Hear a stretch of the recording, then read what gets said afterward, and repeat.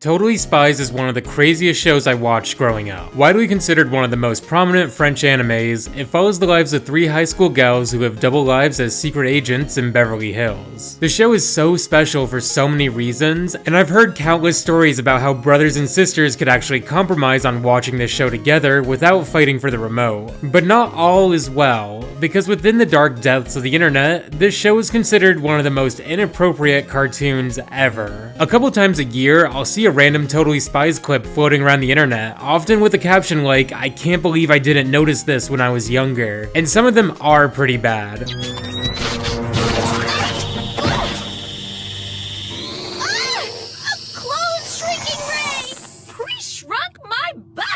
So today, I go over some of the most controversial episodes to determine once and for all, is Totally Spies guilty of being inappropriate, or is it just misunderstood? I did a lot of research about the show for this video, more so with the fan reception, because in addition to the many times I've heard this show act as a peacemaker between siblings, I've also heard a lot of people talk about how this show is really uplifting for girls, how strict moms didn't have a problem with their kids watching this show, which of all things is kind of funny. Maybe those moms didn't see any of the episodes from today's list, or maybe the internet is really overthinking it. I even forced my sister to watch some of these episodes with me to cross-examine a different perspective, so there's a lot to unpack here. One of the bigger inspirations behind making this video was this cursed list online with hundreds of thousands of views, listing every inappropriate or suggestive moment, for lack of a better term. You know, my parents sometimes watch my videos, so I'm gonna use this list as a rough rule of thumb for how these episodes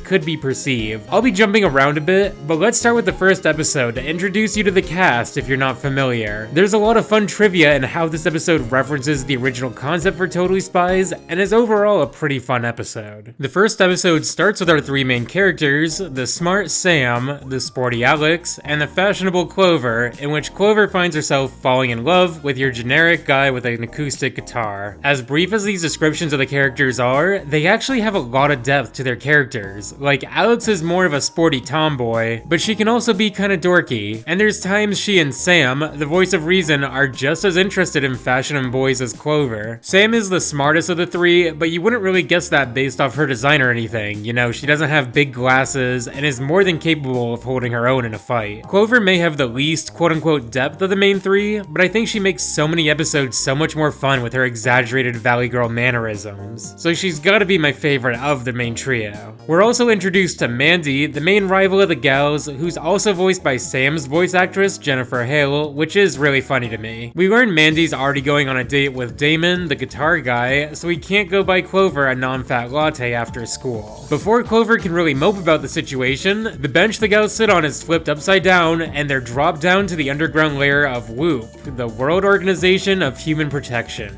We meet the head of WHOOP, Jerry, who's kinda like Charlie from Charlie's Angels, and tells the gals they need to go undercover and investigate why fans are going crazy about this musician, Ricky Mathis. Now, Ricky is quite obviously a reference to Ricky Martin, as we can tell from the episode's interesting parody of Livin' La Vida Loca. Who's this Ricky Mathis chump anyway? I don't know, but his fans sure seem to like him. He can't keep his lame pretty boy single on the shelf. In order to investigate, the gals will perform as the opening act for Ricky's next show, as a band called The Spies, which is a great name and totally not suspicious at all. I love how sad Jerry is that the gals think this band is lame. Like, they don't care if it's suspicious, and you just gotta feel bad for Jerry, he just wants to be cool. We're called The Spies? That is so lame. Yeah, totally unimaginative. It was my idea. Oh! One of the most iconic aspects to the show is that every episode Jerry gives the spies a ton of gadgets and gear, like a hairdryer that can blast tornadoes, go-go boots that have suction pads on them. There's so much attention and detail put into these every episode, and seems like an absolute slam dunk in terms of merchandising. That being said, I don't really remember ever seeing merch in the wild, and half the stuff I look up, like the iconic Compowder, which I just realized is computer and powder, redirects to a nearly $400 Casio digital camera that people say resembles the one from Totally Spies. And you know, a lot of comments on these Totally Spies merch videos brings up great points, asking why they've never collabed with a makeup company or something. Anyways, the girls get dropped out of the plane and to their hotel in London, where they meet Ricky Mathis in his penthouse. Clover accidentally knocks over a CD case, revealing a glowing CD that seems to kind of brainwash her. Clover especially gets brainwashed a lot in the show, and this is definitely one of the aspects that makes people pretty skeptical of Totally Spies. But I don't know, it seems like a pretty common aspect of spy shows to me. Clover is now obsessed with Ricky Mathis, but is able to put her headphones away for a moment for their opening act, which would probably go terribly if the music wasn't pre-recorded. So we got a lot going on here. Ricky lip-syncs his concerts, his fans are crazy, his CDs glow, and his manager watches his shows from a soundproof booth. The gals check back in with Jerry, who tells them the owner of Ricky's record label was a really successful musician before losing his arm in a pyrotechnics accident. Ricky then invites the gals to his recording studio in Brazuela? Sam and Alex find the secret lab where we see Mr. Sebastian experimenting on a guard with Ricky's new brainwashing music, all about worshipping Ricky as their new master. We meet Mr. Sebastian, who kinda gives me Sephiroth vibes, definitely one of the more anime-like characters in the show. I know I called this a French anime, kinda like Martin Mystery or Code Lyoko, but it is interesting to note a lot of people mention the show's anime style as one of the reasons why the show appealed to them when they were younger. Sam and Alex get caught and locked in the recording booth, where they'll soon be brainwashed by Ricky's new song. Sam sees the instruments left in the recording booth and says they can use them to break out. And before Alex can smash her guitar into the glass, Sam's able to redirect her into jamming out on the instruments so loud it breaks the glass. Now, part of me feels like if you can play an instrument so loud that it'll break the glass of a recording booth, that would cause extreme damage to you as well. But earlier in the episode, we saw the gals try to play their instruments and they were so bad we see Jerry's glasses break. So I'd like to think this glass breaks not from the pressure of how loud the music is, but because it's a tough critic of this amateur playing. At the concert that night, we see the gals try to stop this new broadcast that'll take over the world, revealing to Ricky that his success is on account of this brainwashing music from his manager. But even here, they're interrupted by a group of crazed fans, led by Clover, funnily enough. Sam nearly gets shot by a chopper the record label's in, but uses her tornado hairdryer gadget, pushing the helicopter into the music satellite signal. And we see the record label get brainwashed into worshipping Ricky, crashing the helicopter into the ground. Like, that is hardcore. I don't know how they come out of this crash unscratched, but this show really has something for everyone. Vibrant designs and colors, stylish gadgets, tough combat, and explosions. So the episode ends with the satellite being destroyed and Whoop arresting the record label. Back at school, Clover's sad and embarrassed about having a crush on Ricky like some kind of groupie. You know, this was before stan culture. But Damon approaches, asking Clover to get together and talk about her tour with Ricky. But in a pretty funny twist, Clover actually rejects Damon here, saying she's over musician, realizing not every guy with an acoustic guitar is worth falling in love over. And then a new student shows up asking the gals for directions to the music room, and Clover runs off with him. I really like this episode, and it captures all the great aspects of a typical episode of Totally Spies, and I really think it has something for everyone. One of the more impressive aspects that always surprises me about the show is just how many backgrounds and locations are in each episode. Like, we got the school, the plane, the concert, the hotel, even this little shot of the elevator on the outside of the hotel is so cool to me. When people say the show comes off as cheap, it always surprises me. My theory is that when they do these more anime and chibi expressions and lip syncing, maybe this is what makes it look cheap to people. Cause to me, this looks like a nightmare for background artists and producers, but who knows, maybe I'll try reaching out to some staff in the future to get some answers on this. The anime influences in the show are pretty interesting, like not only do we have these chibi expressions and this more anime art style, like Ricky definitely has this Tezuka influence to his art style and this Sephiroth guy, but they even incorporate anime tropes that I wouldn't call obscure, but maybe unbeknownst to the average anime fan. Like when Clover rejects Damon, we see a bird fly by as he stares in shock and silence, which is a trope usually referred to as the aho bird or idiot bird, used in a lot of anime, usually right after something kind of stupid or shocking happens, like a character asking a dumb question or getting lost. The white-maned Toad Charmer! So I was definitely surprised to see that here in Totally Spies. Now to resume our trial, the defendant of Totally Spies is being accused of being inappropriate, for lack of a better word, for the showcasing of brainwashing. I think this is a pretty tame and minimal accusation for the first episode. And as I've mentioned, brainwashing feels like a very common trope in spy media. I think the most jarring aspect of this in this episode is Clover's blush. Like, she's kind of got that psychotic anime blush going on here, but I don't think there's any real case to be made here, so I'm gonna have to rule this episode not guilty.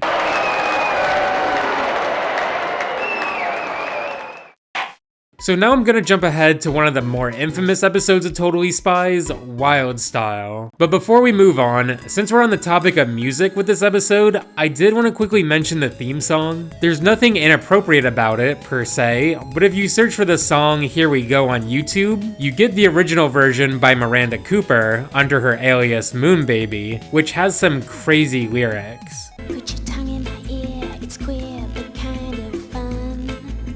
Moonbaby and her producer Brian Higgins have a really interesting history, combining as part of a songwriting and production team whose most notable success may be their work with the British-Irish girl group Girls Aloud. Now, I personally have never heard of Girls Aloud, but in terms of single sales, they're the UK's biggest selling girl group of the 21st century, so who knows how different the landscape of British pop music would be without Totally Spies. This first episode revolving around a band may actually be a nod to the show's earliest concepts and origin, too. Totally Spies' biggest inspiration in its creation was the pop culture dominance from female musicians in the late 90s like Britney Spears and the Spice Girls. It's kind of funny to see the show's origin is tied more to music than spies, because Totally Spies' first episode released on November 3rd, 2001, exactly a year after the release of the Charlie's Angels remake featuring Drew Barrymore, Lucy Liu, Cameron Diaz, and Bill Murray. So the show was well into production by the time Charlie's Angels came out. But this movie being a hit definitely helped create a big demand for spy shows and female-driven casts. Bob Schooley, co-creator of Kim Possible, talks about the inspiration for his show about an undercover girl who kicks butt was actually Buffy the Vampire Slayer. So it's interesting to note the landscape of female-driven media in the 90s and how it impacted the cartoons of the early 2000s. We definitely see references to Charlie's Angels all throughout Totally Spies, even directly parodying specific episodes. But co-creator David Michelle cites the movie Clueless as their biggest inspiration, which is really interesting. I would have not guessed that. So anyways, let's move on. This episode starts with a cruise ship being dragged down into a whirlpool, which is actually a pretty terrifying sequence. At school, we see Clover has new platform shoes, and while no one else really likes them, Clover's confident the star of the basketball team will ask her out. Clover tries to make her move, but the basketball guy throws a banana peel on the ground, which she slips on, crashing into him, and I don't know, throwing banana peels on the ground is kind of a red flag. You can do better than him, Clover. Before she can apologize, the sidewalk underneath them collapses, and they're brought down to Whoop.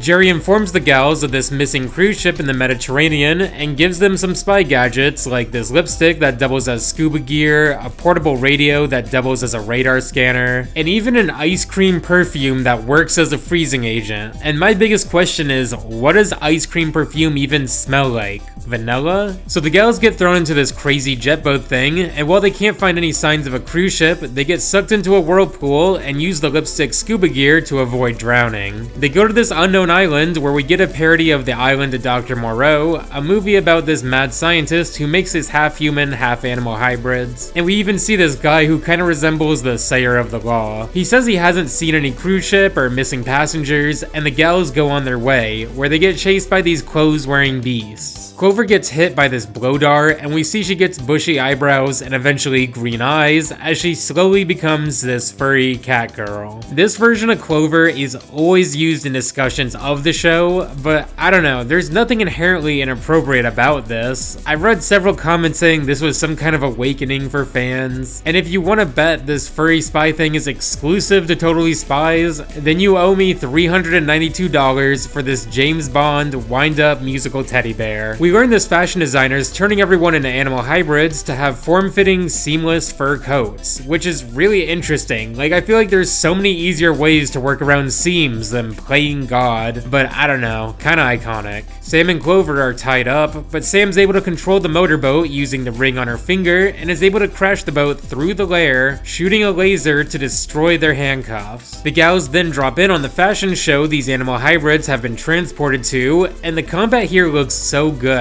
Despite this, Sam and Alex get caught again and put on a conveyor belt leading to this metal death death trap. I try not to overthink little details like this too much, and yes, I know even by making this video in the first place, I'm overthinking the whole situation, but like, what is this contraption even for in the first place? Does it serve any purpose here besides just killing intruders? The guards have guns for that. Sam is able to jam the death trap with one of the guards' guns, and Sam uses the radar radio to play music, causing all the animals to awaken and break out of their glasses. This triggers the fire alarm, which is filled with the serum to turn these animals back to their human forms, and we see everyone revert back to human, except the fashion designer, who becomes this terrifying chimera. Back at school, we see the gal's arch rival Mandy show up in platform shoes, stealing Clover's swag, but remembering his trauma of some random tall gal crashing into him earlier, the basketball star rejects Mandy, and the episode ends with him and Clover sharing a moment. Now overall, I think this episode is also pretty tame, no pun intended. Like, for how much this image of Clover circulates the interwebs, there's not really any attention brought to this in the episode, besides Clover just mainly having bushy eyebrows. I've read a couple comments of people saying this was some kind of furry awakening for them, but I don't know, in the same breath people mention someone like Lola Bunny from Space Jam, it's hard for me to say this is that bad. But overall, I thought it was a funny episode with a lot of really cool action sequences, so while this episode is accused of furry/cat girl, this particular episode doesn't really do anything bad, she just kind of exists. I was actually kind of surprised they didn't make more of a big deal about it within the episode for how much it's discussed. Like, Clover didn't go to school and ask someone out while being a cat. She just kind of got trapped while Sam and Alex Wynn saved the day by themselves. Again. So while this episode definitely has a cat girl, I have to rule it not guilty of being inappropriate. Not every episode on this list is gonna be not guilty though, because if you go to Totally Spies YouTube channel, we have a much tougher case in our next episode, The Cookie Conspiracy, which is the third most viewed episode on the entire Totally Spies official channel. Maybe that's just because YouTube loves conspiracies and game theories, or maybe it's because of the weight gain and force feeding this episode's accused of, according to the cursed list. The Cookie Conspiracy starts off with these addictive Girl Scout cookies as we see a lady eat a sample that changes her entire brain chemistry. At the mall, Clover finds a hat she loves, but the medium size doesn't really fit, and she doesn't want to resort to wearing a large. Mandy comes in and grabs the last medium, and Clover's really self-conscious about her big head. I guess because it'd be a lot less serious to make the body image revolve around something more goofy like a big head, rather than being overweight per se. Also, Clover's head isn't any bigger than any of the other gals. Jerry nabs the girls through the mall's photo booth, telling them to go investigate how these Girl Scout cookies are turning people into criminals, from stealing from each other to pushing over trucks. The gals go undercover as Girl Scouts, going door to door, and we see the lady from the beginning of the episode, now much larger, eagerly awaiting the cookies. She says she quit her job so she wouldn't miss any deliveries, and she wrote a letter to Dr. Bittersweet, the inventor of Passion Patties, but before they can learn more, they get chased by a horde of customers who are crazy about these cookies. Clover nearly gets trampled by the crowd because she's become addicted herself after trying one of the samples, giving us yet another episode where the villain of the week's plan affects Clover.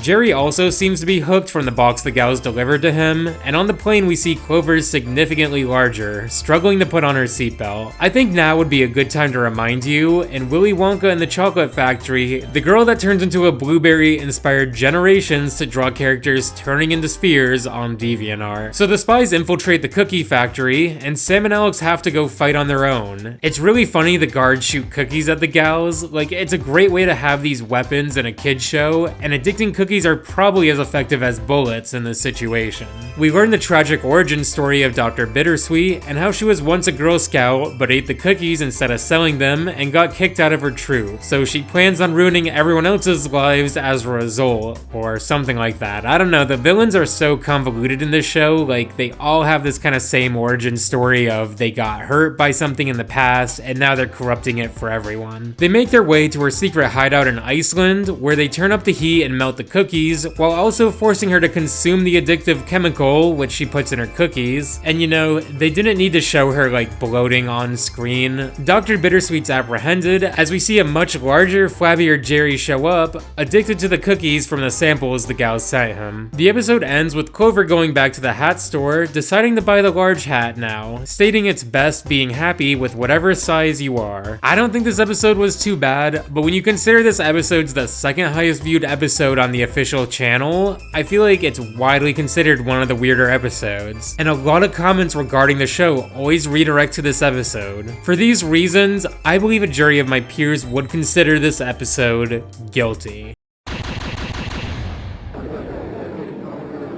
Now at this point in my watch through of Totally Spies, I needed to get a second opinion from someone unbiased from the discourse surrounding the show. So I did what anyone would do and forced my sister to watch the show with me to see if it would actually be seen as weird or if maybe people have a knee-jerk reaction to every moment. So we watched a few episodes from season 2, starting with season 2 episode 5, It's How You Play the Game, and I just lost the game. This episode starts with all three gals falling in love with this guy David, and they're all attracted to him for different reasons, which is also a fun way to tell us all about the gals' personalities. Because they like him for his intelligence, his athleticism, and his looks. You know, maybe that's not the best reason, but at least Clover interacts with him through theater, which is pretty cool. The gals fight over who David should go out with, but Jerry drops them to the Whoop hideout and tells them they need to go investigate the Winter Olympics in Switzerland, as the event's being completely dominated by a single country, which would be odd enough, but on top of this, it's the tropical island of Zanzibar. We see an ice skater who has this little mechanical scorpion thing put under her pillow while she's sleeping, and later we see her fall during an ice skating routine, and this bump on her neck moves around and is one of the grosser visuals I can think of from this entire show. So we see all the athletes from Zanzibar say a similar thing about their experience. They don't really train, but they have an amazing coach.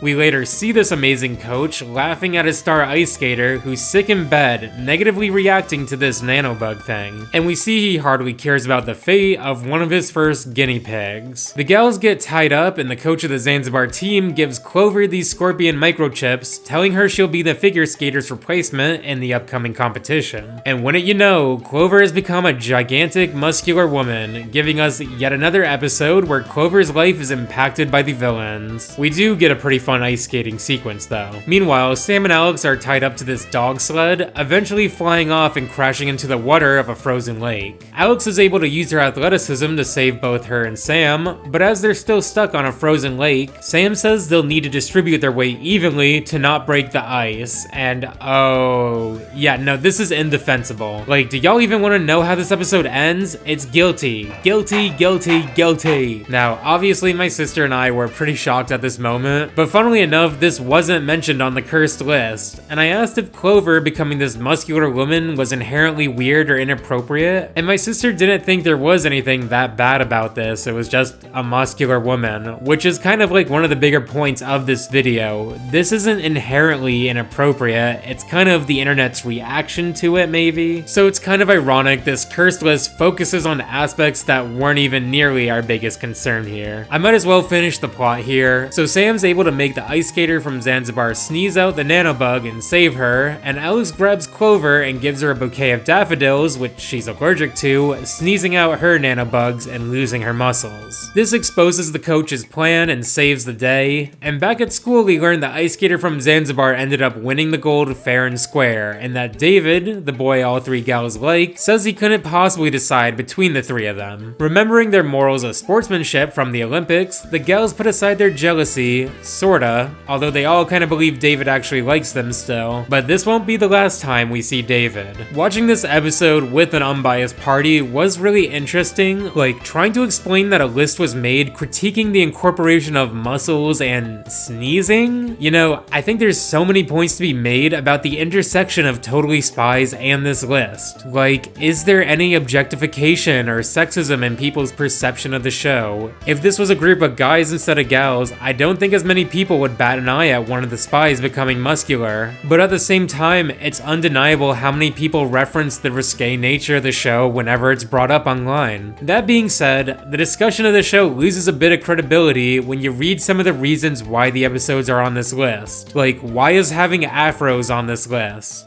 We watched a couple more episodes together that I wanted to quickly go over, like season 2 episode 7, Green with Envy. There's this brainwashing cologne that makes these guys leave their wives looking for their true loves, which is kinda hilarious in a way. Like, we start the episode with a husband walking out of the house on his 25th anniversary because he gets sprayed with the cologne, which is so sad. Back in Beverly Hills, the girls are all arguing over who'll ask David out to the Sadie Hawkins dance, which if you don't know is a dance where the girl asks out the guy, which wasn't a thing when I was in school. I don't know if any of y'all had one. In the girls' investigation of this brainwashing perfume, the girls trace the cologne back to Paris, to a factory where no girls are allowed. So they dress up as guys to go undercover, and yes, this is considered inappropriate according to the document. And now that I think about it, half the reasons on this list are just the clothes they wear. Like, what do you mean chicken suit is on here? Why is chicken suit on here? We see this cologne model enter the facility, and she enters this sauna room thing, and her sweat is being extracted into perfume. And perfume being made of a woman's sweat feels like something we would have seen during peak quarantine insanity, like buying someone's bathwater. So we learn this lady's backstory is she's really salty about being rejected or something, and this cologne will make sure she never gets rejected ever again.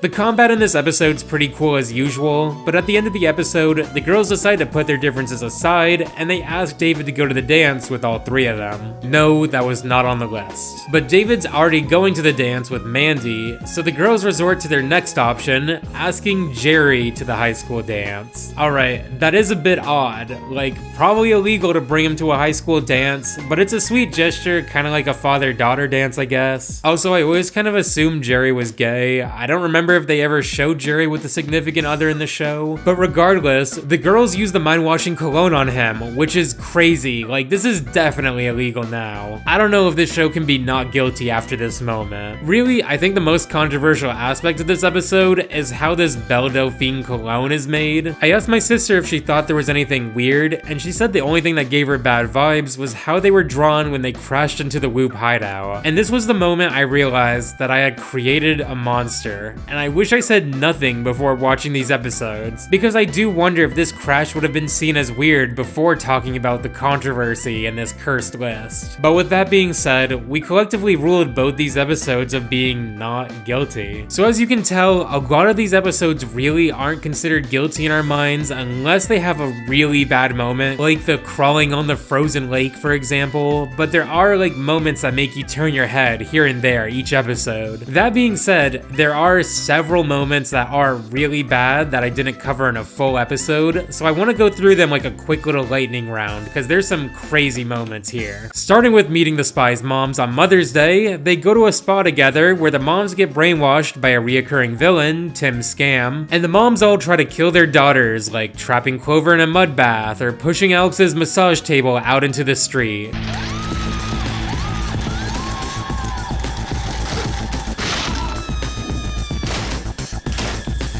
The mom's designs are kind of funny, like Sam's mom looks distinct and older, yet like Sam, and Clover's mom just straight up has the same face. I gotta put this episode in the guilty category just because of fighting moms in swimsuits at a spa is a little too difficult for me to defend. But listing this episode on here for attempting filicide is just weird. Like, I thought I was reading Hamlet for a moment. I never hear the word filicide. After we finished watching Totally Spies, the next day my sister sent me this viral tweet about Sam and Alex watching in fear as the security guards took off their belts. It's only when these belts turn into nunchucks that the gals breathe a sigh of relief. Now, a lot of people reacted to this as if this was some really dark joke, like what did they think the guards were gonna do? And I think it's a fair assessment to think this was a really weird joke. Even if the intent behind the joke's supposed to be a little more weird or random than suggestive, it might not be as dark of a joke as we think. A lot of people remember Totally Spies for being just dark and bleak as much as it was weird. Like this supermodel villain who abducts models and Frankenstein them into a perfect model, and you can even see the stitches of the model put together. Or this former Mr. Universe who makes this muscle growth protein hormone, and we see these bodybuilders get addicted to it and they're kept in cages like giant hamsters with these little protein pellets. Anyways, my final verdict on Totally Spies is that it's not guilty. There's definitely a few episodes that cross the line here and there, but I think the moments are more more few and far between than we think. I think watching these episodes with someone unfamiliar with the controversies really helped me solidify my thoughts that there's a lot of overthinking by the internet, and I do think it is important to note that this show came out in 2001. Like, for every legitimate argument out there like, hey, clothes shrinking is pretty weird, there's 5 accusations of the outfits being suggestive, like Clover as a lunch lady. She literally just has a bonnet on top of her normal outfit. Why is this here? So I'd love to know your thoughts on Totally Spies. Did you watch this show growing up? Did you think it was weird back then? And do you think it's weird now? I'd love to know your favorite character too. Among my friends, Sam is by far the favorite, but Clover's my favorite character. I think she makes so many plots much more fun and really captures the spoiled Valley Girl vibe while still being a really likable character. Before I go, a big thanks to my Patreon and Ko-fi supporters, Jeffrey R, Metal Cactus, Buggy, Luca17, Luther, Richard M, Jack C, Flinley, and Paul H. Thanks so much, and I'll talk to you next week. Alright, bye.